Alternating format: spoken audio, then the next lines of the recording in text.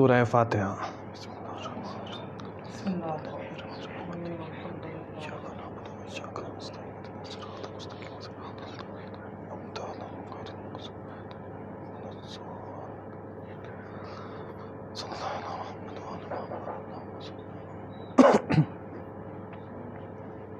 اللہم صلی علی محمد وآل محمد وعجل فرجہم۔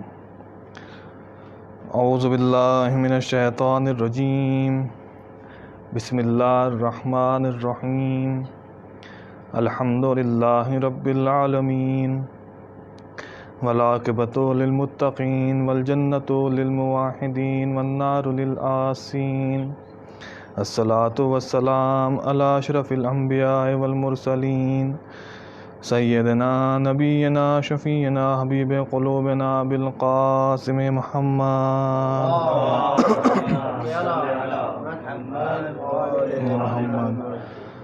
ثم الصلاۃ والسلام علی اہل بیتہ الطیبین الطاہرین المعصومین المظلومین، اما بعد فقد قال اللہ تبارک و تعالی فی القرآن الحکیم، وهو اصدق الصادقین وقول الحق بالحق۔ بسم اللہ الرحمن الرحیم، لقد جاءکم رسول من انفسکم عزیز علیہ ما عنتم حریص علیکم بالمؤمنین رؤوف الرحیم۔ صلوات محمد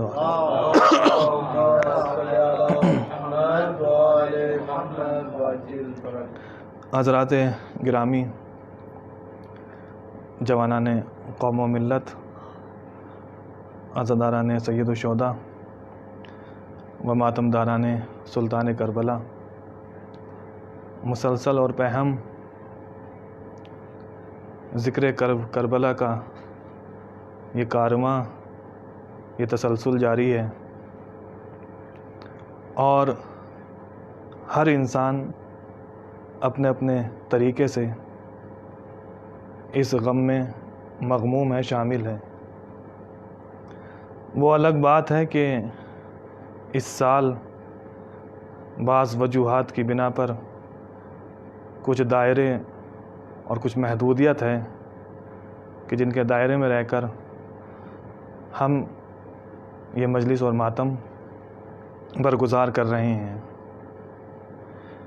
لیکن یہ مجلس حسین، یہ ذکر حسین، یہ نام حسین کبھی تھم نہیں سکتا، کبھی رک نہیں سکتا، اس لیے کہ امام حسین نے اپنا سب کچھ، بھائی، اولاد، عزیز، وطن، سب کچھ راہ خدا میں قربان کیا ہے، فی سبیل اللہ قربان کیا ہے۔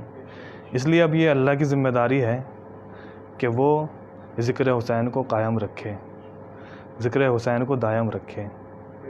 یہ ہماری ذمہ داری نہیں ہے کہ ہم ذکر حسین کو بپا کریں یا قائم رکھیں، یہ ہماری وجہ سے ذکر حسین ہو رہا ہے کہ ہم کسی نہ کسی طریقے سے ذکر کر رہے ہیں تو یہ ذکر اس سال ہو رہا ہے، ورنہ نہ ہوتا۔ نہیں، یہ تو اللہ کی ذمہ داری ہے۔ اگر یہ کام انسانوں نے نہیں کیا تو بہت مخلوق ہے، صرف انسان مخلوق نہیں ہے خدا کی، اور صرف انسان عزادار نہیں ہیں امام حسین کے، حیوان بھی عزادار ہیں۔ یہ ہوائے، فضائے، خلائے، گھٹائیں، جو بھی مخلوق ہیں، یہ سب عزادار ہیں امام حسین کی، یہ سب مخلوق ہیں خداوند عالم کی۔ تو اگر انسانوں نے یہ فریضہ انجام نہ دیا، ویسے تو کیونکہ انسان بنا ہی امام حسین کے لیے ہے، کہ ایک خاص انسان، جو ایک مخلوق ہے، جس کے لیے جو دعائے زہرا ہیں، کہ جو بنے ہی امام حسین کے لیے ہیں، یعنی اللہ نے ان کو خلق ہی اس لیے کیا ہے تاکہ وہ اس ہدف کو، اس مقصد کو انجام دے سکیں۔ تو ذکر حسین یہ الگ الگ طریقے سے آج ہو رہا ہے، ہر ملک میں ہو رہا ہے، الگ الگ طریقے سے ہو رہا ہے، دائروں میں محدود ہو کر ہو رہا ہے، لیکن یہ تھم نہیں سکتا ہے، یہ رک نہیں سکتا ہے، یہ کارواں بڑھتا چلا جائے گا۔ ایک صلوات پڑھ دو پر محمد وآل محمد۔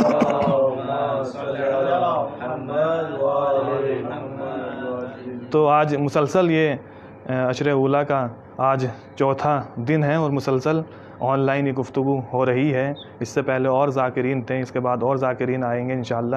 ایک ادنیٰ سا طالب علم ہونے کی حیثیت سے چند لمحات آپ کے درمیان میں گفتگو کرنا ہے بطور اصلاح۔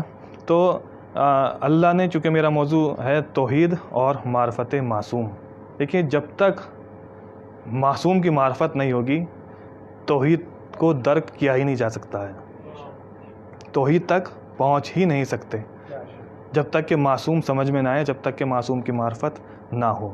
تو اللہ نے قرآن مجید میں ارشاد فرمایا، سورہ توبہ کی 128ویں آیت ہے، اللہ نے کہا لقد جاءکم رسول من انفسکم، اللہ نے کہا کہ میرا رسول جو تمہارے پاس آیا، جو میں نے تمہارے پاس اپنا رسول بھیجا، وہ من انفسکم، تم ہی میں سے ہے۔ تم ہی میں سے مطلب یہ نہیں ہے جیسے تم ہو ویسا وہ ہے، اب اللہ نے کہا کہ تم میں سے ہے، یعنی اب یہ مت سمجھ لینا کہ جیسے ہم ہیں، ہم کھا رہے ہیں وہ بھی کھاتا ہے، ہم پی رہے ہیں وہ بھی پیتے ہیں، ہم شادی کرتے ہیں رسول بھی شادی کر رہے ہیں تو ہمارے جیسے ہیں، نہیں، من انفسکم، یعنی جو میرا رسول آیا ہے وہ نفیس ترین نفوس سے ہوتا ہوا تمہارے پاس آیا ہے، پاک و پاکیزہ ارحام سے، طیب و طاہر نسلوں سے گزرتا ہوا تمہارے پاس آیا ہے یہ میرا رسول۔ میں نے عرض کیا کہ اگر یہی پہلا جملہ آیت کا پہلا فقرہ سمجھ میں آ گیا تو انشاءاللہ معصوم کی معرفت کہ معصوم کیا ہوتا ہے سمجھ میں آ جائے گا۔ تو اللہ نے کہا لقد جاءکم رسول من انفسکم، میرا رسول جو تمہارے پاس آیا ہے، جس کو میں نے تمہارے پاس بھیجا ہے، وہ نفیس ترین خاندان سے، نفیس ترین نسلوں سے تمہارے پاس آیا ہے، نفیس ترین نسلوں سے تمہارے پاس آیا ہے۔ پھر اللہ نے کہا عزیز علیہ ما عنتم، عزیز علیہ ما عنتم، میرا یہ رسول بے انتہا، یہ عزیز علیہ ما عنتم، یہ میرے اس رسول کو جب تمہیں کوئی تکلیف پہنچتی ہے تو دکھ میرے اس رسول کو ہوتا ہے۔ یہ غور فرمائیے گا جملوں پر، پہلے اللہ نے کیا کہا کہ میرا رسول جو تمہارے پاس آیا وہ نفیس ترین نفوس سے تمہارے پاس آیا، عزیز علیہ ما عنتم، جب تمہیں کوئی تکلیف پہنچتی ہے تو دکھ میرے رسول کو ہوتا ہے، ہوتا تھا نہیں، غور کریں جملوں پر، ہوتا تھا نہیں، قرآن آج بھی موجود ہے، آیت آج بھی موجود ہے، ہوتا تھا نہیں، ہوتا ہے، جب بھی تمہیں کوئی تکلیف پہنچتی ہے تو دکھ میرے رسول کو ہوتا ہے۔ پھر اللہ نے کہا عزیز علیہ ما عنتم حریص علیکم بالمؤمن، حریص علیکم، اور یہ میرا رسول بے انتہا خواہش مند ہے تمہاری نجات کا، تمہاری فلاح بہبودی کا، بے انتہا تمہاری نجات کو چاہتا ہے، تمہاری بھلائی کو چاہتا ہے۔ عزیز علیہ ما عنتم حریص علیکم بالمؤمنین رعوف الرحیم، خاص کر جو مومنین ہیں ان پر تو بڑا ہی مہربان ہے، ان پر تو بڑا ہی رحیم ہے، ان پر تو بڑا ہی شفیق ہے۔ اب یہاں تک میں نے ترجمہ آپ کی خدمت میں عرض کیا، بطور اسلام میں پڑھ رہا ہوں۔ اب میں ایک جملہ آگے تو میں بعد میں عرض کروں گا، پہلے میں ایک بات عرض کرنا چاہتا ہوں کہ اللہ نے قرآن میں سورہ توبہ میں ارشاد فرمایا کہ میرا رسول تمہارے پاس آیا، نفیس ترین نفوس سے آیا، جب بھی تمہیں کوئی تکلیف پہنچتی ہے تو دکھ میرے رسول کو ہوتا ہے، اور یہ میرا رسول بے انتہا خواہش مند ہے تمہاری نجات کا، تمہاری فلاح کا، تمہاری بہبودی کا، بے انتہا خواہش مند ہے۔ جب بھی تمہیں کوئی تکلیف پہنچتی ہے تو دکھ میرے رسول کو ہوتا ہے، اور یہ میرا رسول بالمؤمنین رعوف الرحیم، جو مومنین کے ساتھ ہے بڑا ہی شفیق ہے، بڑا ہی مہربان ہے، بڑا ہی دل سوز ہے، بڑا ہی شفیق ہے، مہربان ہے، دل سوز ہے۔ کس کے ساتھ؟ مومنین کے ساتھ۔ تھا نہیں، لیکن میں نے کہا جملوں پر غور فرمائے، رعوف تھا نہیں، رعوف ہے، مہربان تھا نہیں، مہربان ہے، شفیق تھا نہیں، شفیق ہے، تمہاری نجات کا خواہش مند تھا نہیں، خواہش مند ہے۔ جب بھی تمہیں کوئی تکلیف پہنچتی ہے تو دکھ رسول کو ہوتا تھا نہیں، ہوتا ہے۔ اب میں کیسے سمجھاؤں اپنے بھائیوں کو جو یہ کہتے ہیں بھائی رسول تو مر گیا، رسول تو چلا گیا، رسول تو فوت ہو گیا؟ غور کیا آپ نے؟ تو کیا یہ جو قرآن میں تو اللہ کہہ رہا ہے کہ جب بھی تمہیں کوئی تکلیف پہنچتی ہے تو دکھ رسول کو ہوتا ہے، تو کیا یہ اللہ مدینے والوں کو کہہ رہا ہے؟ یہ مکے والوں کو کہہ رہا ہے؟ بھائی اگر قرآن مکے مدینے عرب والوں کے لیے ہوتا تو بات صحیح تھی، اگر وہیں تک ہوتا تو صحیح تھی، لیکن قرآن تو قیامت تک کے لیے ہے، قرآن عالمین کے لیے ہے، تو پھر ماننا پڑے گا کہ عالمین میں جہاں جہاں بھی مومنین رہتے ہیں، جب بھی جہاں بھی رہتے ہیں، چاہے ایران میں رہتے ہوں، ہندوستان، پاکستان، لبنان، جہاں بھی مومنین رہتے ہیں، جب بھی انہیں کوئی تکلیف پہنچتی ہے تو دکھ ہمارے رسول کو ہوتا ہے۔ اس کا مطلب یہ ہوا کہ رسول زندہ بھی ہے، حاضر بھی ہے، ناظر بھی ہے۔ صلوات پڑھتے پر محمد و آل محمد۔ تو میرا رسول تو یہ ہماری جو مجلسیں ہیں عزیزان گرامی، جو سلسلہ ہیں، یہ جو مجلسیں ہیں، یہ حسینی درسگاہ ہیں، یہ حسینی بارگاہ ہے. اس حسینی درس گاہ میں انسان اس عشرے میں، ان 10 دن میں، ان ایام میں اتنا علم حاصل کر لیتا ہے کہ ایک انسان سال بھر رہ کر کسی یونیورسٹی میں حاصل نہیں کر سکتا. جو مجلسیں امام حسین کے ذریعے ایک عزادار حاصل کر لیتا ہے. آج ہمارے پاس جو علم ہے، جو ہم گفتگو کر لیتے ہیں، یہ صرف صدقہ ہے مجلس امام حسین کا، اس مرکز کا صدقہ ہے جو ہم گفتگو کرتے ہیں. تو یہ جو مجلسیں ہوتی ہیں مجلس امام حسین، یہ ایسی نہیں ہوتی، یہ قرآنی گفتگو، یہ قرآنی آیات پر مشتمل ہوتی ہیں، یہ فرمان ائمہ پر مشتمل ہوتی ہیں. یہاں ادھر ادھر کی بات نہیں ہوتی، یہاں قرآن کی بات ہوتی ہے، یہاں تاریخ کی بات ہوتی ہے، یہاں حدیثوں کی بات ہوتی ہے، یہاں روایات کی بات ہوتی ہے، یہاں استدلال ہوتے ہیں، یہاں نتائج ہوتے ہیں. تو یہاں ایسے گفتگو نہیں ہوتی. تو اللہ نے کہا کہ میرا رسول جو تمہارے پاس آیا وہ نفیس ترین نفوس سے تمہارے پاس آیا ہے، گندگی سے تمہارے پاس نہیں آیا. جہاں نجاست گندگی کا تصور نہیں وہاں سے نہیں آیا، جہاں سے نجاست کا تصور نہیں وہاں سے آیا. پاک و پاکیزہ شجروں سے تمہارے پاس آیا. جب بھی تمہیں کوئی تکلیف پہنچتی ہے تو دکھ میرے رسول کو ہوتا ہے، اور یہ میرا رسول بے انتہا خواہش مند ہے تمہاری فلاح بہبودی کا. بالمومنین رعوف الرحیم، خاص کر مومنین کے ساتھ، مومنین پر بڑا ہی رعوف ہے، بڑا ہی شفیق، بڑا ہی مہربان ہے. کس پر؟ مومنین پر. ٹھیک ہے، اب ہم تو مومن ہے ہی نہیں، دنیا میں تو مومن سمجھتی نہیں ہے. مومن کا جو لیبل لگا ہوا ہے وہ تو کسی اور ہی پر لگا ہوا ہے، ہم تو مومن ہے ہی نہیں. ٹھیک ہے، پھر سب سے بڑے مومن آپ ہیں، ہم مومن نہیں، سب سے بڑے مومن آپ ہیں. تو اگر آپ کو مومن کہلوانے کا، بننے کا اتنا ہی بڑا شوق ہے، غور کر رہے ہیں، اگر اتنا ہی مومن بننے کا شوق ہے تو پھر مانو، یہ بھی مانو کہ رسول زندہ ہے، رسول حاضر ہے، رسول ناظر ہے. جب بھی تمہیں تکلیف ہوتی ہے تو دکھ میرے رسول کو ہوتا ہے. اب آئیے ایک جملہ عجیب کہنے جا رہا ہوں جہاں سے ہماری گفتگو شروع ہو رہی ہے. اللہ نے کیا فرمایا؟ میں نے کہا میرا موضوع توحید اور معرفت معصوم. تو اب اللہ نے کہا کہ جب بھی تمہیں کوئی تکلیف پہنچتی ہے تو دکھ میرے رسول کو ہوتا ہے. بالمومنین رعوف الرحیم، مومنین پر بڑا ہی کیا ہے؟ رعوف، رحیم، شفیق، مہربان. تو میرے عزیزو، اب دوسری جگہ یہ جو رعوف ہے اور یہ جو رحیم ہے، اللہ نے کہا بالمومنین رعوف الرحیم، جو رسول ہے ہمارا یہ رعوف ہے اور رحیم ہے. تو یہ رعوف، یہ رحیم، یہ تو اللہ کا نام ہے. قرآن میں اللہ نے دوسری جگہ ارشاد فرمایا فَإِنَّ رَبَّكُمْ لَرَؤُوفٌ الرحیم، میں اللہ رعوف ہوں، میں اللہ رحیم ہوں. تو یہ رعوف، یہ رحیم، یہ تو اللہ کا نام ہے. بھائی کسی کو مولا مت کہو اس لیے کہ مولا صرف اللہ ہے، اللہ کا نام مولا ہے. کسی کو ولی مت کہو، یہ ولی صرف اللہ ہے، اللہ کا نام ولی ہے. غور کر رہے ہیں، یہ ولی کہنا کسی کو بدعت ہے، شرک ہے. مولا کسی کو کہنا بدعت ہے، شرک ہے. صرف اللہ کا نام ولی ہے، صرف اللہ شفیع ہے، اللہ کا نام ولی ہے. تو اللہ کا نام تو رعوف بھی ہے. غور کریں، اللہ کا نام رحیم بھی ہے. اور یہاں اللہ کیا کہہ رہا ہے؟ رسول کو بالمومنین رعوف الرحیم، کہ رسول رعوف ہے، رسول رحیم ہے. تو کیا قرآن بھی مشرک ہو گیا؟ نعوذ باللہ. قرآن میں گفتگو بدعت ہونے لگی، قرآن بھی مشرک ہو گیا کہ جو رسول ہے وہ رعوف ہے، رسول رحیم ہے. تو پتہ چلا عزیزان گرامی کہ یہ جو نام ہے رعوف اور رحیم، یہ اللہ کے صفاتی نام ہیں. اور اللہ کے جتنے بھی صفاتی نام ہیں، توجہ فرمائیے گا، جتنے بھی صفاتی اللہ کے نام، اگر میں اپنی مرضی سے کسی کو کہوں کہ یہ جو صاحب ہیں یہ رعوف ہیں، یہ جو ذات ہے یہ رحیم ہے، یہ شفیق ہے، تو یہ بدعت ہے.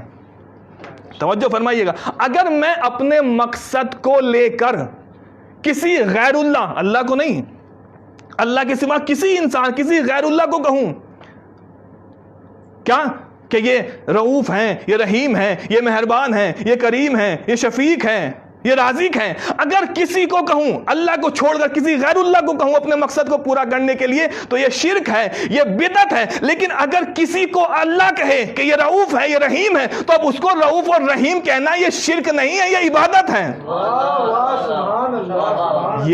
یہ بدعت نہیں ہے، یہ اب توحید ہے، یہ عین توحید یہی ہے، یہ عبادت ہے کہ جس کو اللہ جو کہے اس کو مانو. اب اللہ نے کیا کہا کہ میں رعوف ہوں، میں رسول میرا رسول رؤوف ہے رحیم ہے، اور پھر اپنے آپ کو بھی کہا کہ میں اللہ رؤوف ہوں رحیم ہے۔ اب آئیے قرآن کی طرف چلتا ہوں تاکہ بات کو تھوڑا سا اور واضح کر سکوں۔ اب اللہ نے یہ الفاظ ہیں، سورہ انعام کی آیت کا نمبر ہے 51 اللہ نے کہا لیسا لہم من دونہ ولی ولا شفیع لعلہم یتقون، اللہ نے کہا کہ میرے سوا نہ تو کوئی ولی ہے، میرے سوا نہ کوئی شفیع ہے، میں ہی اللہ ولی ہوں، میں ہی اللہ شفیع ہوں۔ یہ اللہ کی قرآن ہے، توجہ فرمائی، سورہ انعام آیت نمبر 51، کیا کہا اللہ نے؟ لیسا لہم من دونہ ولی ولا شفیع لعلہم یتقون، میں اللہ ولی، میں اللہ شفیع، میرے سوا کوئی ولی نہیں، میرے سوا کوئی شفیع نہیں۔ اب جن کے ذہنوں میں ٹیڑھا پن ہے، کجی ہیں، جو بات کو سمجھ کر نہیں سمجھنا چاہتے، وہ کہتے ہیں کہ دیکھو یہ قرآن ہے، قرآن پاک، اس میں اللہ تعالیٰ فرما رہا ہے یا فرما رہے ہیں کیا کہ میں اللہ ولی ہوں، میں اللہ شفیع ہوں، لہٰذا آپ کسی کو ولی مت ماننا۔ غور کر رہے ہیں؟ اللہ فرما رہے ہیں کہ میں اللہ ولی ہوں، میں اللہ شفیع ہوں، لہٰذا اب کسی کو ولی مت ماننا، چاہے علی ہو یا حسین ہو، اب کسی کو ولی نہیں ماننا ہے، اب کسی کو شفیع نہیں ماننا ہے، کیونکہ اللہ نے قرآن میں ایک صلوات پڑھ دو، اور محمد وآل محمد،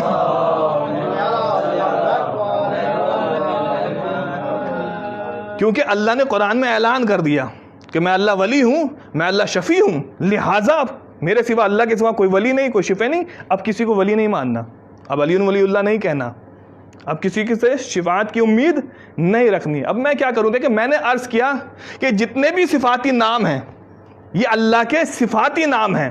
اب کسی کو سمجھ میں نہیں آیا تو میں کیا کروں؟ تو یہ اللہ کے صفاتی نام ہیں، اور اللہ کے جتنے بھی صفاتی نام ہیں ہمیں سمجھ میں نہیں آئیں گے جب تک کہ ان ناموں کا کوئی مظہر نہ ہو۔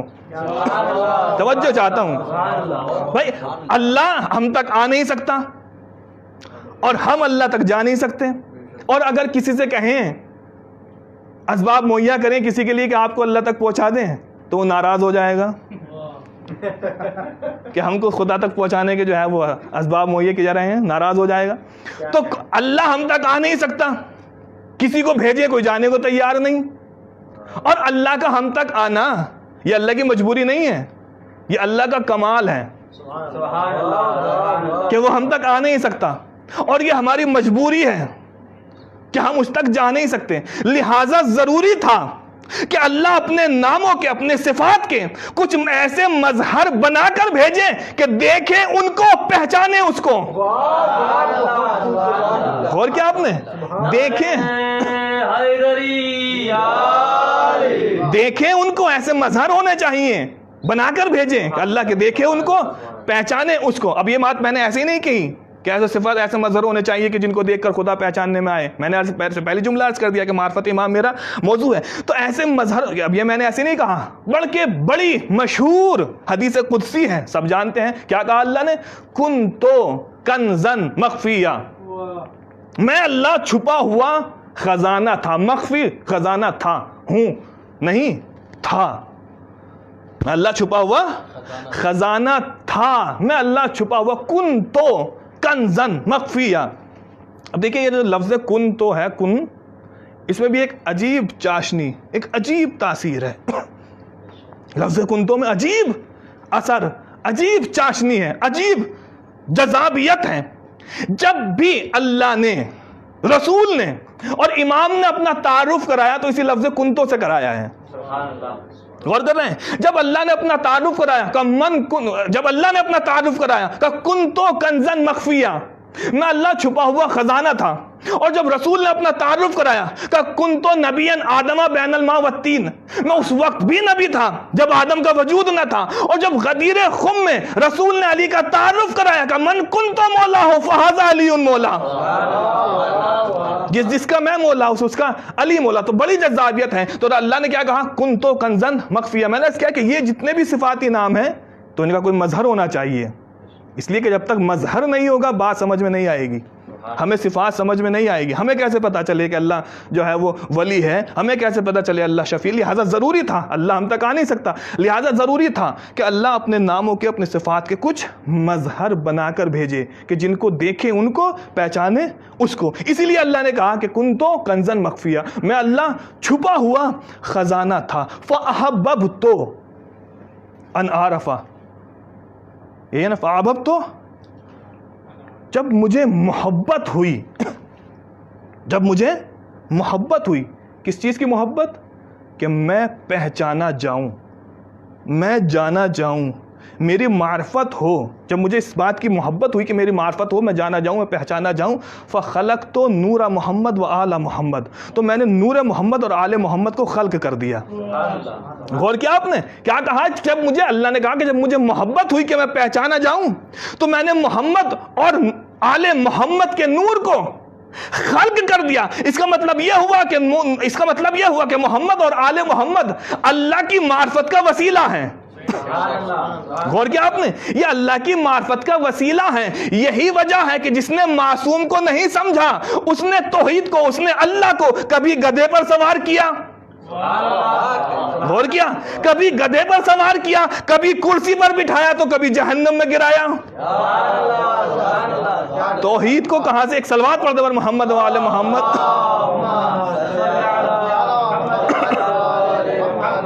تو توحید کو کہاں سے کہاں پہنچایا. جن کے سمجھ میں معصوم نہیں آیا وہ توحید کو بھی نہیں سمجھ سکتے. تو اللہ نے کہا کہ میں چھپا ہوا خزانہ تھا. کنتو کنزن مخفیہ, میں اللہ چھپا ہوا خزانہ تھا. جب مجھے محبت ہوئی, جب مجھے محبت ہوئی کہ میں جانا جاؤں, میں پہچانا جاؤں, میرا تعارف ہو, میری معرفت ہو, تو میں نے نور محمد اور آل محمد کو خلق کر دیا. میں موضوع کو تھوڑا سمیٹ رہا ہوں. میں نے محمد اور آل محمد کو خلق کر دیا بالمشیہ, اپنی مشیت سے, اپنی مشیت سے میں نے خلق کر دیا.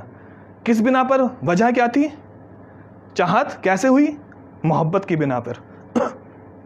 یہی ہے نا کہ میں نے محبت کی بنا پر, جب مجھے محبت ہوئی کہ میں پہچانا جاؤں, تو میں نے محمد اور آل محمد کو خلق کر دیا محبت کی بنا پر. اب دیکھیں, محبت تو ہمیں بھی ہوتی ہے, غور کر رہے ہیں, محبت تو ہمیں بھی ہوتی ہے. بھائیوں کی محبت ہے, باپ کی محبت ہے, ماں کی محبت ہے, عزیزوں کی محبت ہے, رشتہ داروں کی محبت ہے, یعنی ایک محبت. اور غور کریں کتنے حصوں میں بٹی ہوئی ہے ایک محبت, کتنے حصوں میں. بھائی کی محبت, بہن کی محبت, بیٹے کی محبت, اولاد کی محبت, ماں کی محبت, باپ کی محبت, رشتہ داروں کی محبت, دوستوں کی محبت, قریب والوں کی محبت, دور والوں کی محبت. اور اگر کسی سے کچھ زیادہ ہی محبت ہو جائے تو پھر جس شہر میں وہ رہتا ہو اس شہر سے بھی محبت. غور کیا, جیسے ہی شہر کا نام آتا ہے فوراً کان کھڑے ہو جاتے ہیں. جس شہر میں محبوب رہتا ہو, جس شہر میں وہ رہتا ہو اس شہر سے محبت.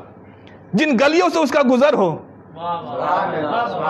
ان گلیوں سے محبت. جس چیز سے وہ محبت کرے گا اس سے یہ محبت کرے گا. جس رنگ سے وہ محبت کرے گا اس رنگ سے یہ محبت کرے گا. غور کیا, جس چیز سے وہ محبت, جس چیز سے وہ محبت کرے گا اس سے یہ محبت کرے گا. تو جب ہماری محبت, توجہ فرمائیے گا, جب ہماری محبت جو 1000 حصوں میں بٹی ہوئی ہے, ہم ایسے لاک ڈاؤن میں یہ ذکر کر رہے ہیں, کسی بھی طریقے سے کر رہے ہیں, تو جب ہماری محبت جو 1000 حصوں میں بٹی ہوئی ہے, جب ہماری محبت کا یہ عالم ہے, تو وہ اللہ جس کی نہ کوئی اولاد ہے, نہ کوئی بیٹا ہے, نہ کوئی باپ ہے, تو اب بتاؤ اس اللہ کو آل محمد سے کتنی محبت ہوگی. غور کیا,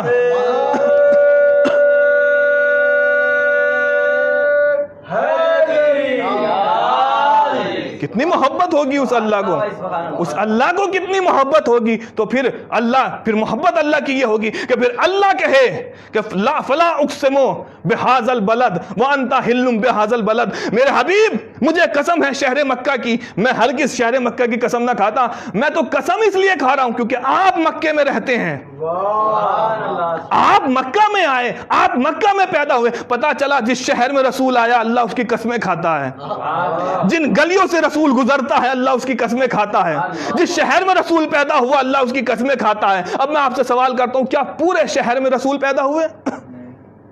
پورے مکے میں رسول رہتے ہیں؟ پورے مکے میں پیدا ہوئے؟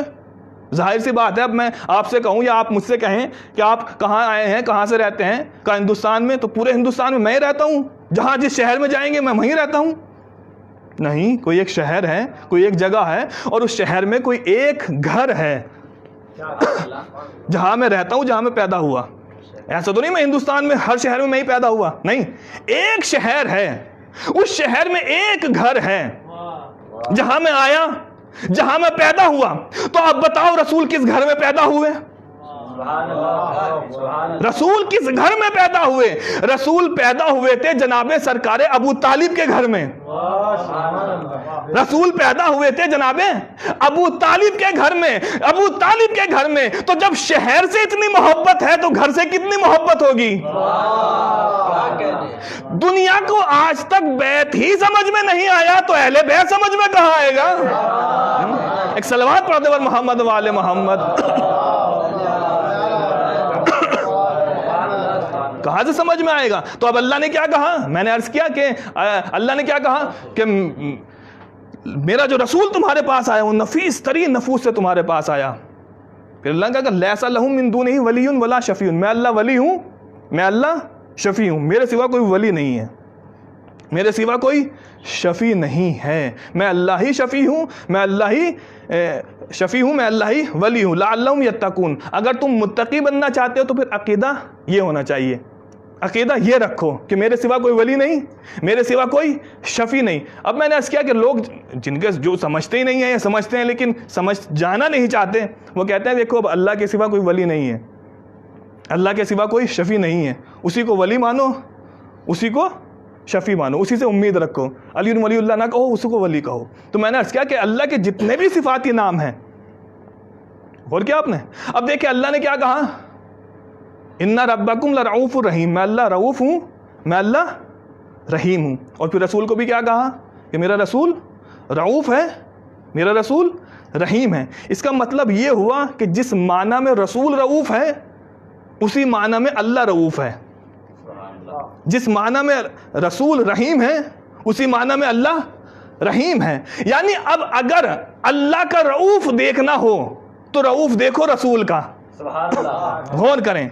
اگر اللہ کا رحم دیکھنا ہو تو رحم دیکھو رسول کا. اگر اللہ کی شفقتیں دیکھنی ہو تو شفقتیں دیکھو رسول کی. اگر اللہ کی مہربانیاں دیکھنی ہو تو مہربانیاں دیکھو رسول کی, مہربانیاں دیکھیں رسول. اب اللہ نے کیا کہا, میں اللہ ہوں ولی, میں اللہ ولی, میرے سوا کوئی ولی نہیں, میں اللہ, میں ہی اللہ ولی ہوں. تو اب اگر کوئی اللہ کو چھوڑ کر کسی غیر اللہ کو ولی بنا لے تو وہ ہے کافر. بہت بڑا میں نے جملہ کہا, اگر کوئی, اللہ نے کہا میں اللہ ولی ہوں, تو اگر اللہ کو چھوڑ کر کسی غیر اللہ کو کوئی ولی بنا لے وہ ہے کافر. اب اگر ہم نے کسی کو ولی بنایا تو ہم کافر, ہم نے کسی کو ولی بنایا ہو تو ہم کافر ہیں. لیکن اگر خود اللہ نے قرآن میں کہا ہو انما ولیکم اللہ ورسولہ والذین آمنوا الذین یقیمون الصلاۃ ویؤتون الزکاۃ, میں اللہ تمہارا ولی, رسول تمہارا ولی, اور وہ مومنین بھی تمہارے ولی ہیں جو قیام کرتے ہیں نماز کو, زکوٰۃ دیتے ہیں حالت رکوع میں. اب بتاؤ زکوٰۃ کس نے دی حالت رکوع میں, کس نے زکوٰۃ دی؟ سب نے لکھا مفسرین نے کہ یہ جو آیت ہے یہ آیت آئی ہے مولا علی کے لیے, حالت رکوع میں زکوٰۃ دی ہے علی نے, مولا علی نے. اس کا مطلب یہ ہوا کہ جس طرح اللہ ولی ہے ویسے ہی میرا رسول ولی ہے, جیسے رسول ولی ہے ویسے ہی علی بھی ولی ہے.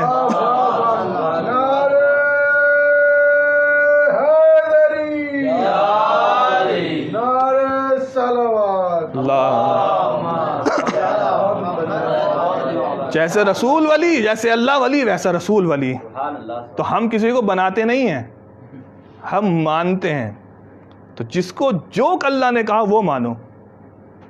اور رہی ماننے کی بات تو دنیا اپنا خیال کرے کہ تم نے کس کس کو کیا کیا بنا ڈالا. ایسے ایسے القاب سے نواز دیا کہ جن میں القاب کا جو ہے خوشبو تک نہیں ہے، درگزر نہیں ہے. ایسے ایسے القاب سے نوازا. تو دنیا کو اپنے آپ کو دیکھنا چاہیے کہ آپ نے کس کو کیا بنا دیا. ہم بنایا نہیں کرتے ہیں، ہم مانا کرتے ہیں. بنانا کام اللہ کا ہے، ہمارا کام ماننا ہے، کلمہ پڑھنا ہے. میرے عزیزوں، یہ مسلسل ذکر جاری رہے گا، ہمیشہ جاری رہے گا. یہ ذکر کبھی ختم نہیں ہو سکتا. اس ذکر کو کوئی فنا نہیں کر سکتا. قیامت تک یہ ذکر جاری رہے گا، کیونکہ میں نے عرض کیا کہ یہ ذمہ داری اللہ کی ہے. وہ اپنی مخلوق سے، کسی بھی مخلوق سے یہ کام لے سکتا ہے. یہ تو قسمتی نصیب و سربلندی ہے ہماری کہ اللہ ہم سے یہ کام لے رہا ہے کہ ہم عزاداری کر رہے ہیں، ہمیں فرش عزا نصیب ہو رہی ہے. عزیزو، امام حسین نے جب کتاب کربلا لکھی تو بڑے پیارے پیارے نایاب گوہر عنوان موضوع انتخاب کیے ہیں کتاب کربلا کے لیے. اس کتاب کربلا کو مکمل کرنے کے لیے امام نے کسی کو جھولے سے اٹھایا، کسی کو راستے سے اٹھایا، اور اگر ضرورت پڑی تو خط دے کر گھر سے بلا لیا. عزیزو، کیا چیز ہے جو ہمیں کربلا میں نہیں ملتی؟ کون سا مسئلہ ہے جو کربلا میں حل نہیں ہوتا؟ جب امام حسین کا قاصد پہنچا ہے کوفے میں اور جناب حبیب بن مظاہر پر دروازے پر دق الباب کیا، کہا کون ہے؟ کہا نا برید الحسین، میں حسین کا بھیجا ہوا قاصد ہوں. جیسے ہی حسین آقا کا نام سنا فوراً لرزنے لگے.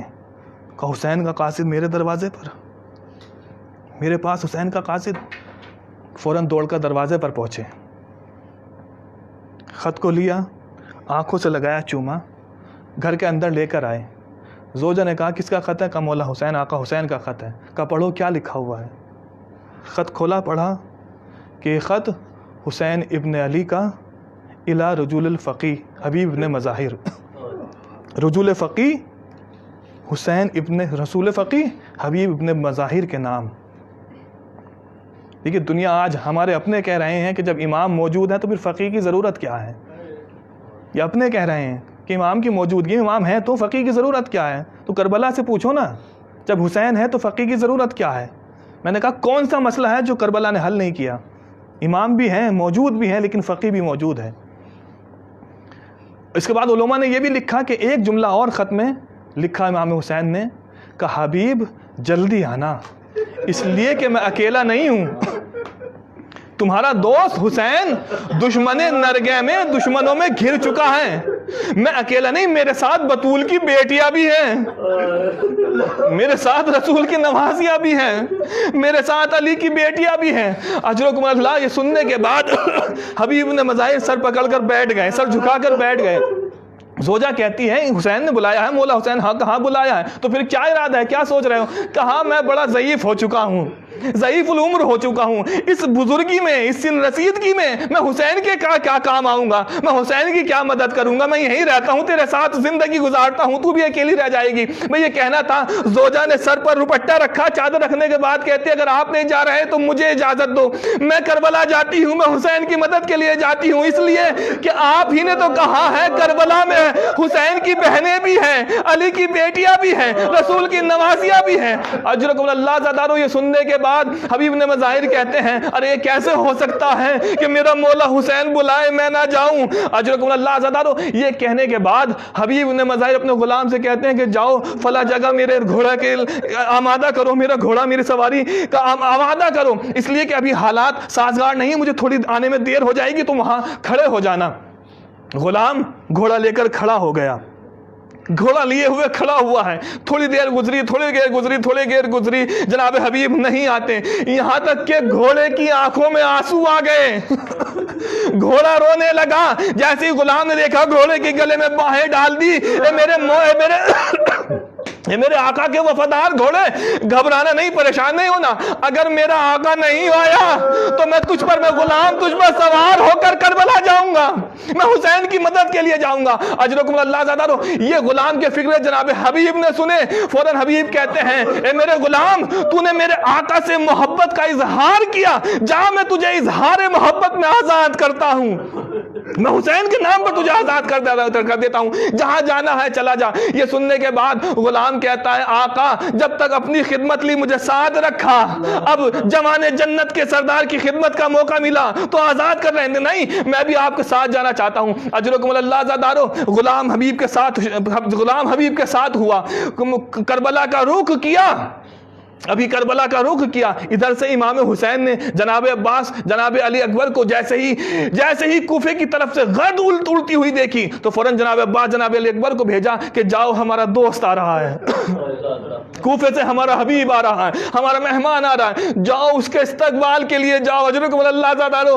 جاؤ عباس جاؤ، میرے لال علی اکبر جاؤ، میرے حبیب کے استقبال کے لیے جاؤ. دونوں عباس علی اکبر جناب حبیب کے استقبال کے لیے پہنچے. ادھر حبیب آئے، مولا حسین کے پاس آئے. مولا حسین نے جناب حبیب کو سینے سے لگا لیا.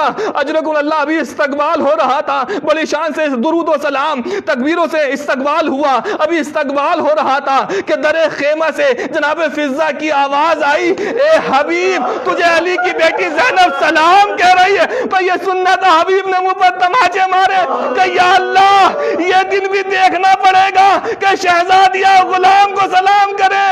اجرکم اللہ زادارو. میں نے علماء سے سنا ہے کہ جناب حبیب نے اجازت لی، میدان میں آئے. کتنے عمر سن رسیدہ ہیں، سن رسیدہ ہونے کے باوجود بھی ایسی جنگ کی ہے جناب حبیب نے کہ 80 ظالموں کو فنار کیا. آخر کب تک کر لڑتے؟ وہ وقت آیا کہ حبیب زخمی ہو کر زخموں کی تاب نہ لا سکے جب، تو زمین پر آئے، گھوڑے سے زمین پر گرے. گرنے کے بعد کہا مولا آقا آخری سلام، حبیب کا آخری سلام. ادھر حسین نے آخری سلام سنا، کمر پر ہاتھ رکھا، ساتھ میں عباس علی اکبر کو لیا، مقتل کی طرف چلے. جب پہنچے تو کیا دیکھا کہ حبیب رخصت ہو چکے تھے، حبیب کی روح پرواز ہو چکی تھی. مولا حسین نے مرثیہ پڑھا، یا اللہ میں گواہی دیتا ہوں، یہ حسین گواہی دیتا ہے کہ یہ مرد فقی تھا، یہ رجل فقی تھا، یہ ہر شب میں ایک قرآن ختم کرتا تھا، یہ عالم دین تھا، یہ محافظ دین تھا، یہ حافظ قرآن تھا. اجرکم اللہ زادارو. یہ کہنے کے بعد حسین حبیب کا لاشا اٹھانے کے لیے جھکے. جیسے ہی جھکے ہیں نا لاشا اٹھانے کے لیے، فوراً جناب عباس آئے. کہا مولا آپ کیوں لاشا اٹھاتے ہیں؟ مجھے اجازت دیجئے میں حبیب کا لاشا اٹھاتا ہوں. کہا نہیں عباس میرا مہمان ہے، میں لاشا اٹھاؤں گا، میرا بلایا ہوا ہے، میں لاشا اٹھاؤں گا، میرا دوست ہے. اجرکم اللہ زادارو. جناب حبیب کا حسین نے لاشا اٹھایا. ابھی 2 قدم چلے تھے، پاؤں لرزنے لگے، حسین ڈگمگانے لگے. جوان بیٹا علی اکبر آگے آیا، بابا مجھے دیجئے نا، میں حبیب کا لاشا اٹھاتا ہوں. کہا نہیں علی اکبر میرا دوست ہے، میرا بلایا ہوا ہے، میں لاشا اٹھاؤں گا. اجرکم اللہ زادارو. لاشا آیا، تمام بیویوں نے خیمے میں جناب حبیب کا ماتم کیا، استقبال کیا. اب علماء نے لکھا کہ جناب حبیب کا ایک بیٹا تھا جو کربلا میں تھا، شہید نہیں ہوا تھا. جب یہ قافلہ لٹ کر تباہ ہو کر تمام شہیدوں کے سر نو کے نیزہ پر ہیں، جب یہ کربلا سے کوفہ آیا ہے نا، تو جو جناب حبیب کا بیٹا تھا وہ خلی کے پاس آیا اور آ کر کہتا ہے کہ یہ نو کے نیزہ پر جس کا سر ہے نا، یہ سر مجھے دے دے، یہ میرے بابا کا سر ہے، یہ سر مجھے واپس کر دے، میں اپنے بابا کو دفن کروں گا، یہ سر میرے بابا کا ہے.